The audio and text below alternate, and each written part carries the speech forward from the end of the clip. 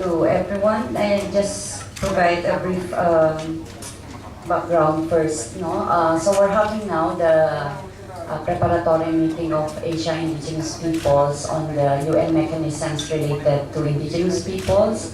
We have participants from 12 countries, and we also have members from expert mechanisms, and they are indigenous experts from the UN Permanent Forum on Indigenous Issues, and also from the expert mechanism on the rights of indigenous peoples. So I'll just read briefly some of the key points that came out from here, and then we'll have a discussion.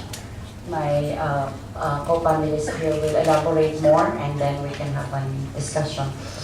Indigenous peoples of Asia call for the recognition of their collective rights at the national level based on the UN Declaration on the Rights of Indigenous Peoples. After the adoption of the UN Declaration on the Rights of Indigenous Peoples, UNDRIP, by the UN General Assembly in September 2007, this has generated a lot of optimism from indigenous peoples across the globe in achieving social justice and the respect for their collective rights. All states of Asia, including Malaysia, voted favorably for the adoption of the UNDRIP, except for Bangladesh, which abstained. However, most Asian states still refuse to recognize indigenous peoples as distinct from the rest of the population and have the right to their land and resources and the right to self-determination. The preparatory meeting of indigenous peoples of Asia on the UN human rights mechanisms related to indigenous peoples has agreed to step up efforts for the implementation of the UNDRIP at the national level.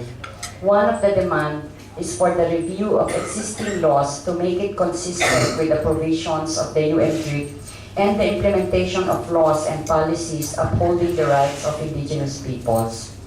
Further, it also calls for the establishment of indigenous institutions with the participation of indigenous peoples and to be provided with sufficient resources to address the concerns of indigenous peoples in line with the UNDRIP.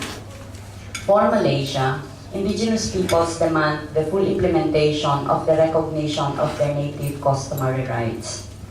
Further, participants to this meeting aim to optimize UN mechanisms to engage with states and other institutions, including national human rights commissions, to address the worsening situation of indigenous peoples as a result of continuing repression and exploitation, climate change issues, and the global economic downturn.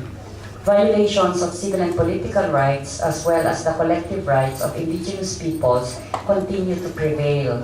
In this context, indigenous peoples of Asia shall continue to raise these concerns to the Universal Periodic Review of the States, the Special Rapporteur on the Situation of the Fundamental Rights and Freedoms of Indigenous Peoples, and to the Association of Southeast Asia Nations.